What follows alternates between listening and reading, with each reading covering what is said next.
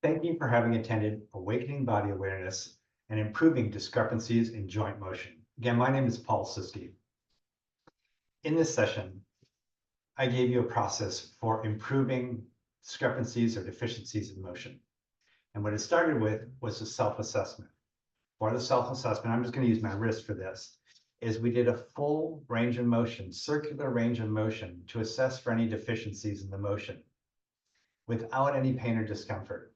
So we're looking for glitches, if it gets ratchety, if it's uncontrolled motion, speeding up, or there's a flat section on our circular motion, or if there's a tightness.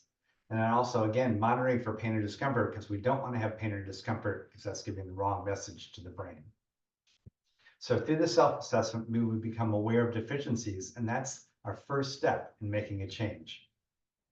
Then I gave you two techniques for actually doing corrections to improve the joint motion. The first one is targeting the movement in that specific position. So if I do a wrist circle and I find, oh, right there, it's not as smooth, I can go right to that spot and do some very slow, controlled circular motion because it keeps the brain alert, and to try and improve the mapping, giving signals to the brain to improve the mapping to change that motion. So after I do an intervention like that, I want to reassess, did it make a difference?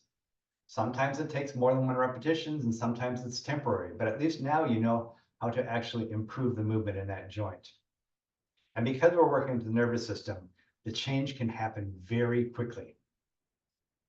So targeted movement is one technique for improving motion and joint. The second I gave you was related to if you find tightness. Then we use isometrics to make a change. So an isometric is basically pushing against a stable barrier to activate the muscles that would take you into that position. So if I'm doing a circle here and I feel, oh, it's tight down this way, I'm restricted going down this way. So the first choice I make to make an isometric is to move in that direction, create a barrier. I'm using my fist to push into.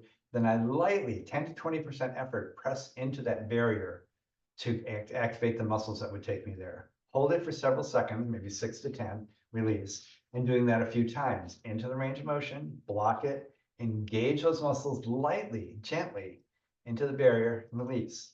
Then after doing that, again, we reassess, how is that motion? And again, because we're working with the nervous system, you can get changes really quickly. Even one contraction may improve that range of motion. Sometimes you have to play with the direction of the range of motion. So I went in the direction of tightness. Sometimes you have to go perpendicular to that direction. If I was going this way, then I may push out or push the other way, or sometimes even opposite the direction of the restriction. So you can play with isometrics. So this system of self-assessment, full range of motion, then corrections through targeted movement in that position, or using isometrics for tightness, can be used in any joint in the body. So again, awareness, do some intervention, check to see if it changed, and then that gives us the potential for improving our joint motions before it becomes a major issue.